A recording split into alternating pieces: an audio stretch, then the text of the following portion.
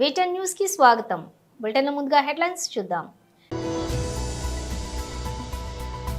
మాజీ మంత్రి వైఎస్ఆర్సీపీ అధికార ప్రతినిధి ఆర్కే రోజా ప్రెస్ మీట్. కన్యకా పరమేశ్వరి అమ్మవారికి సీఎం చంద్రబాబు పట్టు వస్త్రాలు.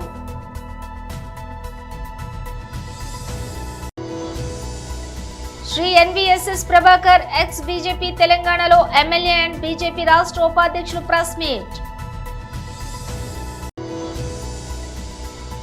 తెలంగాణ భవన్లో బీఆర్ఎస్ మున్సిపల్ చైర్పర్సన్లు మరియు వైస్ చైర్పర్సన్లకు సన్మానం.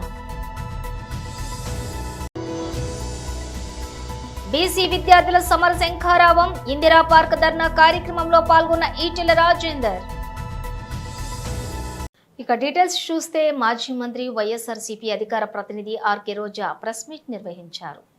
ఉన్నవారికే కాదు, అర్హత ఉన్న ప్రతి పేద మధ్యతరగతి విద్యార్థికి అందించాలని గొప్ప మనసుతో ఈ ఫీజు రియంబర్స్మెంట్ తీసుకురావడం జరిగింది.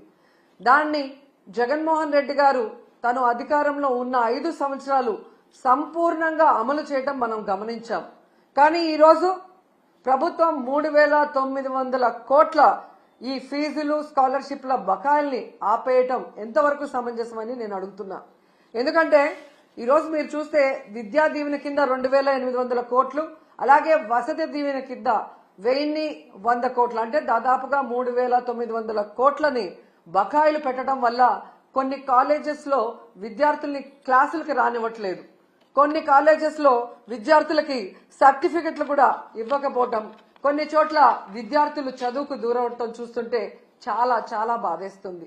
ఎందుకంటే విద్యతోనే పేదరికం సమూలంగా నిర్మూలించే అవకాశం ఉంది.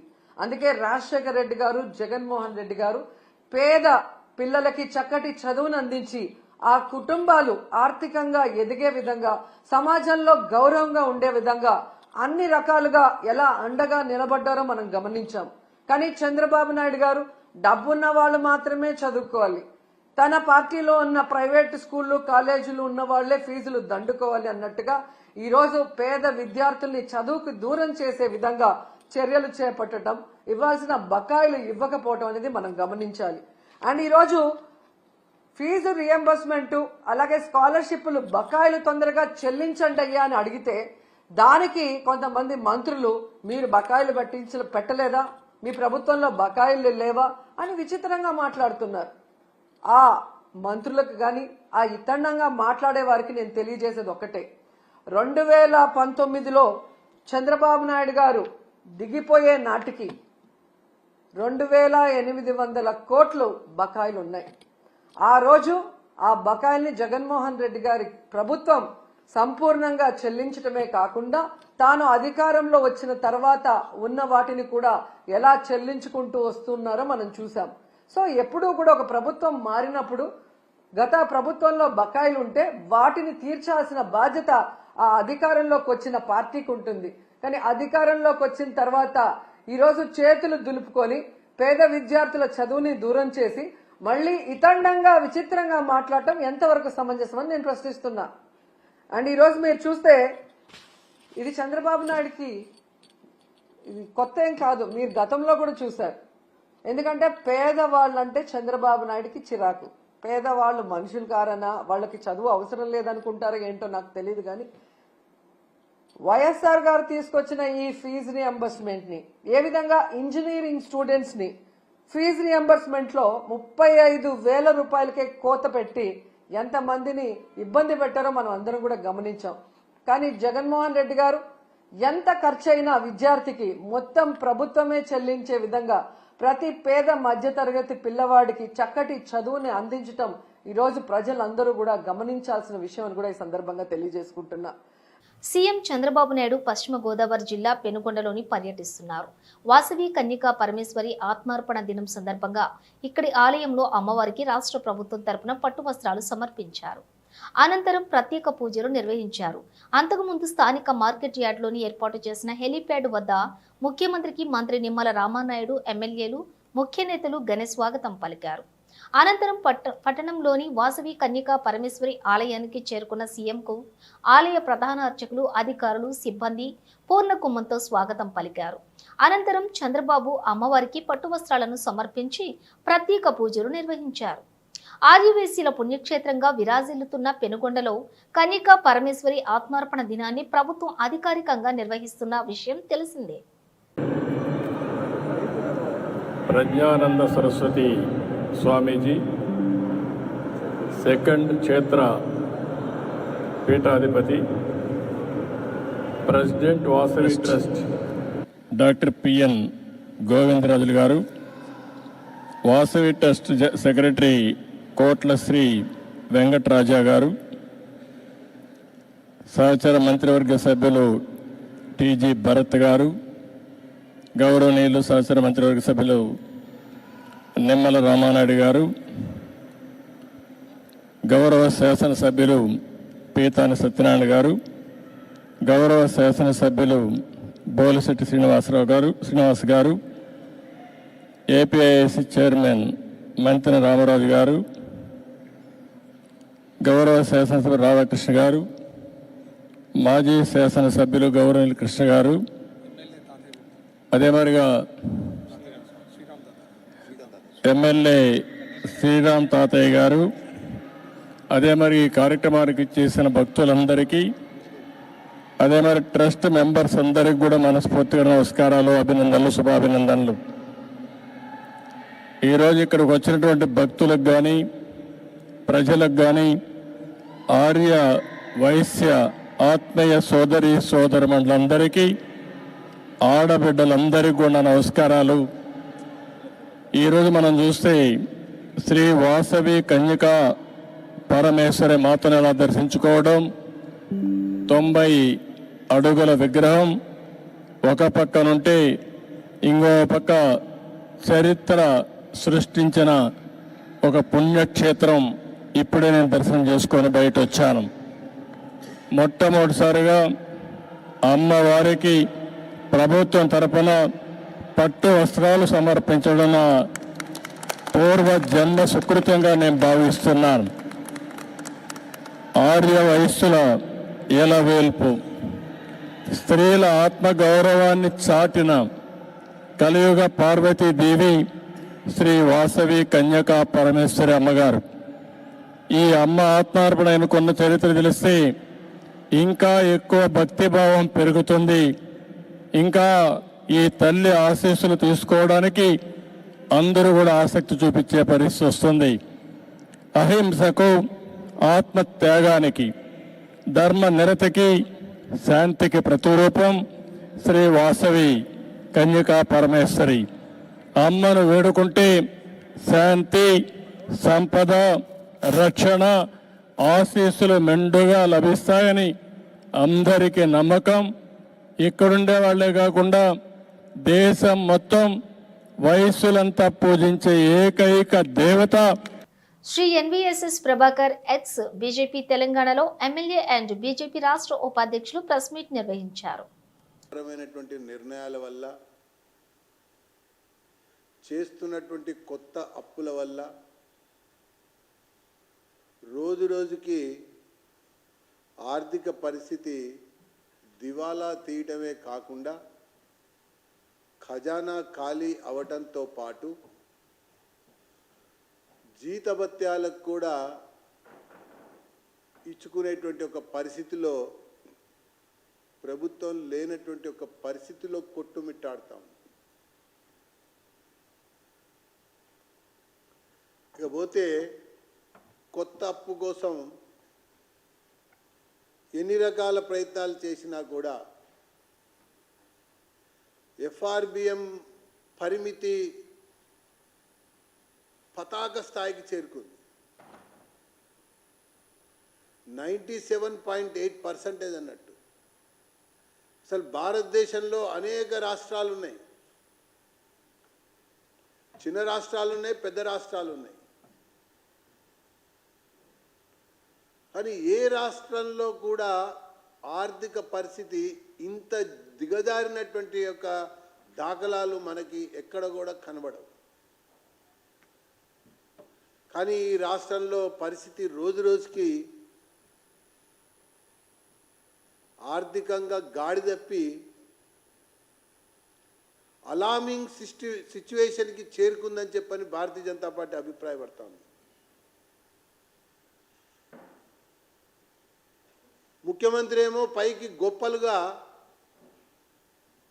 1 ట్రిలియన్ ఎకానమీ కొరకు అడుగులు వేస్తున్నామని చెప్పని ఆయన ప్రసంగంలో, ఆయన యొక్క మాటల్లో చాలా గొప్పగా చెప్పుకుంటా వస్తున్నాడు. కొత్త బడ్జెట్ ప్రవేశపెట్టబోతున్నాం. పాత బడ్జెట్ యొక్క వివరాల్లోకి వెళ్తే పన్నుల ఆదాయం కావచ్చు, పన్ను ఏతర ఆదాయం కావచ్చు, అవుట్ సైడ్ బారోయింగ్స్ కావచ్చు, నికరంగా తగ్గకుండా పెరుగుతూ వస్తున్న ఆదాయం ఈ తెలంగాణ ప్రభుత్వంకి ఎక్కడి నుంచైనా ఉంది అంటే అది కేంద్ర ప్రభుత్వం వివిధ గ్రాంట్ల ద్వారా ఇస్తున్నటువంటి ఆదాయం మాత్రమే. బీర్లు భూములు అమ్ముకుంటూ భూమిని సృష్టిస్తూ వివాదంలో ఉన్న భూములని, న్యాయపరమైనటువంటి చిక్కుల్లో ఉన్నటువంటి భూములని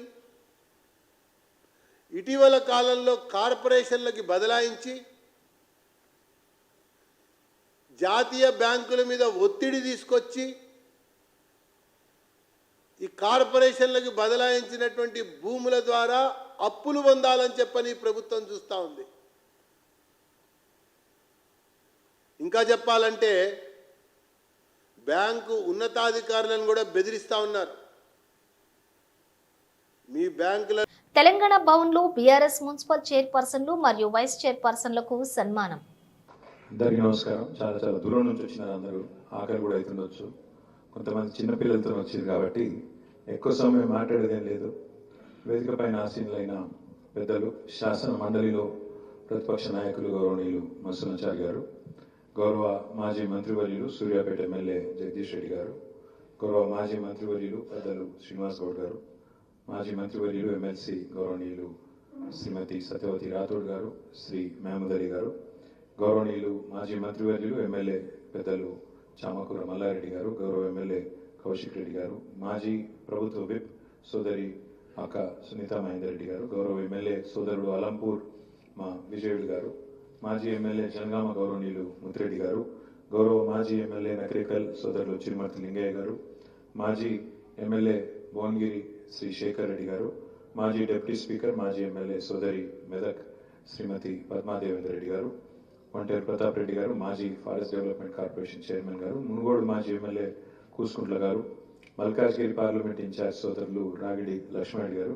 గౌరవ శాసన మండలి సభ్యులు తమ్ముడు మనం ఈసారి ఎన్నిక తర్వాత మొట్టమొదటిసారి మహబూబ్నగర్లో లోకల్ బాడీ ఎమ్మెల్సీగా గెలిచిన తమ్ముడు నవీన్ కుమార్ రెడ్డి గారు, ఖమ్మం జిల్లా పార్టీ అధ్యక్షులు ఎమ్మెల్సీ సోదరులు తాత మధు గారు, గౌరవనీయులు మాజీ ఎమ్మెల్యే శంకర్ నాయక్ గారు, గౌరవనీయులైన ఎమ్మెల్సీ గారు సోదరులు సేర్ సుభాష్ రెడ్డి గారు, మాజీ ఎమ్మెల్యే కోరకంటి చందర్ గారు, మల్లారెడ్డి గారు అందరి పేర్లు చెప్పొద్దని అడిగా చెప్పిన ఏమనుకోకు, గౌరవనీయులైన మా తమ్ముడు చెన్నూరు మాజీ శాసనసభ్యుడు మాజీ ప్రభుత్వ విప్ గౌరవనీయులు బాల్కా సుమన్ గారు, అదేవిధంగా వేదిక ముందున్న గౌరవనీయులైన మున్సిపల్ చైర్పర్సన్లు, అదేవిధంగా డిప్యూటీ చైర్పర్సన్ వైస్ చైర్మన్లు, అదేవిధంగా మున్సిపల్ చైర్మన్లు లేడీస్ ఉంటే వాళ్ళ భర్తలు, అదేవిధంగా మున్సిపల్ చైర్మన్లు మగవాళ్ళు ఉంటే వాళ్ళ భార్యలు, వాళ్లకు పేరు పేరున ఇక్కడికి విచ్చేసిన మీ అందరికీ పేరు పేరున హృదయపూర్వకంగా నమస్కారాలు, హృదయపూర్వకంగా ధన్యవాదాలు. పదవి పోగానే మనం ప్రజలకెళ్ళి మాయం కాము, ఇక్కడ కూడా పోము, అందరం కూడా ప్రజాక్షేత్రంలోనే ఉందాం, గట్టిగా కొట్లాడదాం. మళ్ళీ తిరిగి కేసీఆర్ గారు ముఖ్యమంత్రి అయ్యేదాకా, మళ్ళీ తిరిగి మీరు మున్సిపాలిటీలు కైవసం చేసుకునేదాకా ప్రజలతోనే ఉండి కొట్లాడదాం. అయితే మీ అందరితో నా ప్రార్థన ఏంటి అంటే, చాలా సందర్భాల్లో పదవి విరమణ చేసేటప్పుడు మనకు కొంత బాధ ఉంటుంది. తాత్కాలికంగా 2-3 రోజులు, 4-5 రోజులు, వారం రోజులు బాధ ఉంటుంది. సిరిసిల్లలో మీకు గమ్మని చెప్తాను. 4 రోజుల కింద నేను ఒక ప్రోగ్రాంలో పాల్గొన్నప్పుడు మా చైర్పర్సన్ గారు, నేను, ఎందుకంటే ఇక పదవీ కాలం అయిపోతుంది కదా, మిగిలిపోయిన కొబ్బరికాయలు కొట్టేద్దామని కొట్టేసిన తర్వాత పదవి విరమణ జరిగిన తెల్లారే మా మున్సిపల్ చైర్పర్సన్ గారి కుటుంబానికి సంబంధించిన ఒక షాప్ ఉంటే అదే మున్సిపల్ కమిషనర్ గారు వచ్చి సీజ్ చేసింది. జస్ట్ ఒకటే రోజు తేడా లేదు. ఎట్లుంటుంది అంటే పదవి ఉంటే ఎట్లుంటుంది, పదవి దిగిపోతే ఎట్లుంటుంది అంటే ఒకటే రోజులో ఫరక్ తెలుస్తుంది. కానీ బీసీ విద్యార్థుల సమర శంకారావం ఇందిరా పార్క్ ధర్నా కార్యక్రమంలో ఈటెల రాజేందర్ పాల్గొన్నారు. మా పిల్లలకు కష్టాలు తెలియవద్దని భావిస్తారు. ప్రభుత్వం ఫీ రియంబర్స్మెంటు 4 ఏళ్ళ ఇవ్వక 4 ఏళ్ళ ప్రభుత్వం అంటే అది కంటిన్యూస్ ప్రాసెస్. ముఖ్యమంత్రి ఎవరు ఉంటారు, లేదా ఇంకా డీజీపీ ఎవరు ఉంటారు, మంత్రులు ఎవరు ఉంటారు అనేది ఎవరు చూడరు. కానీ కంటిన్యూస్ ప్రాసెస్. 2014 తెలంగాణ రాష్ట్రం వచ్చిన నాడు కూడా పాత ప్రభుత్వం పెట్టిన బకాయిలు ఉండే. నేను మొట్టమొదటి ఆర్థిక మంత్రి అయినప్పుడు ఆ బకాయిలన్నీ కూడా చెల్లించుకుంటూ వచ్చినాం. ఎప్పుడు సంవత్సరంన్నరనో బాకీలు పెట్టే పద్ధతి ఉండే. 2014 కంటే పూర్వం ఉన్నది, 14 తర్వాత ఉంది, ఇవాళ కూడా ఉంది.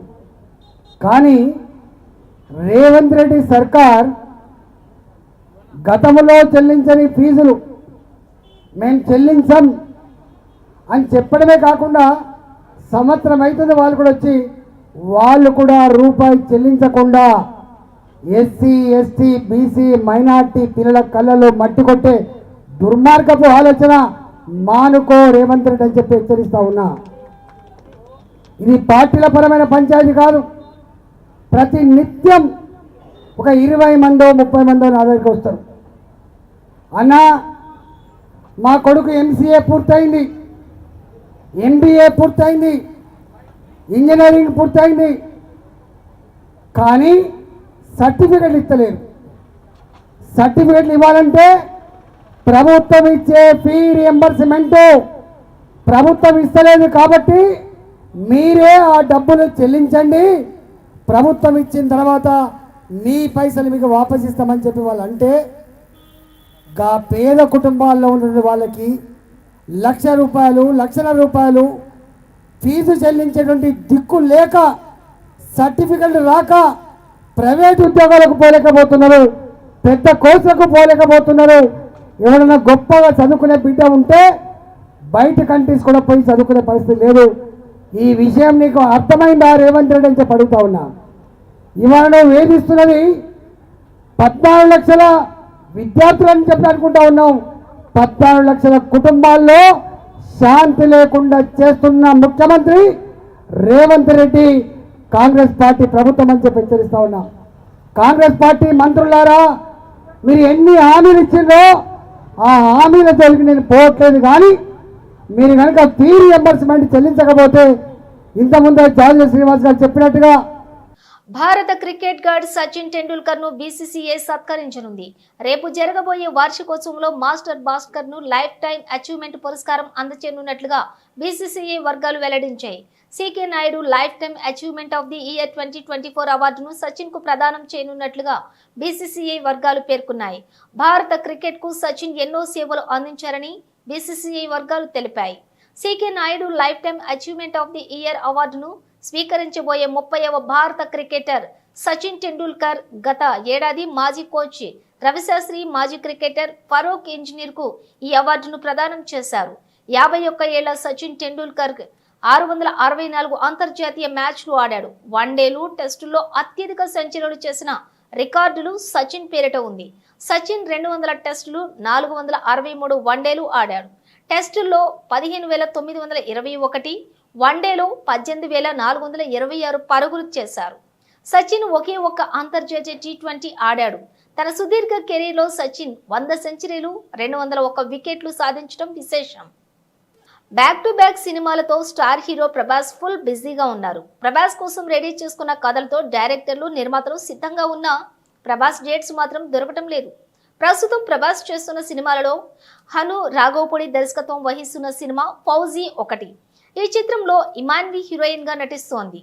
మరోవైపు సెట్స్ కు ప్రభాస్ ఇంటి నుంచి పలు రుచికరమైనటువంటి వంటకాలతో కూడిన భోజనం వస్తుంటుందనే విషయం అందరికీ తెలిసిందే. ప్రభాస్ ఇంటి భోజనానికి, ఆయన ఆతిథ్యానికి ఎంతో మంది సెలబ్రిటీలు ఫిదా అయ్యారు. ప్రస్తుతం ఈ జాబితాలోని ఇమాన్వి కూడా చేరిపోయింది. ప్రస్తుతం ఫౌజీ షూటింగ్ రామోజీ ఫిలిం సిటీలో జరుగుతూ ఉంది. ఇమాన్వి కోసం ప్రభాస్ ఇంట్లో వండిన భోజనం వచ్చింది. షూటింగ్ బ్రేక్ టైంలో ఈ భోజనాన్ని ఇమాన్వి రుచి చూసింది. ఈ విషయాన్ని ఇన్స్టాగ్రామ్ లో షేర్ చేసింది. రుచికరమైన భోజనాన్ని రుచి చూపించిన ప్రభాస్ కు ధన్యవాదాలు అని కామెంట్ పెట్టింది. వైసీపీ అధినేత జగన్ లండన్ పర్యటన ముగిసింది. లండన్ నుంచి ఈ రోజు ఆయన బెంగళూరుకు చేరుకున్నారు. ఈ నెల 14న జగన్ తన భార్య భారతితో కలిసి లండన్ కు వెళ్లారు. తమ కుమార్తె వర్షారెడ్డి డిగ్రీ ప్రధానోత్సవ కార్యక్రమంలో వీరు పాల్గొన్నారు. 15 రోజులకు పైగా వీరు లండన్ లో ఉన్నారు.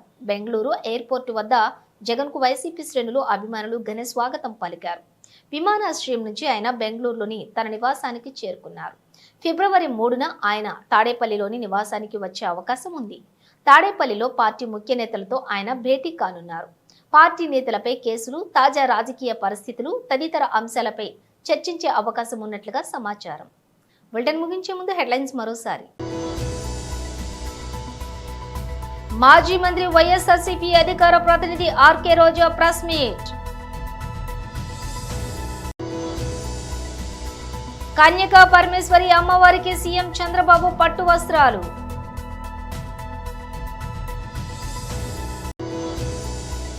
శ్రీ ఎన్వీఎస్ఎస్ ప్రభాకర్ ఎక్స్ బీజేపీ తెలంగాణలో ఎమ్మెల్యే అండ్ బీజేపీ రాష్ట్ర ఉపాధ్యక్షులు ప్రెస్ మీట్.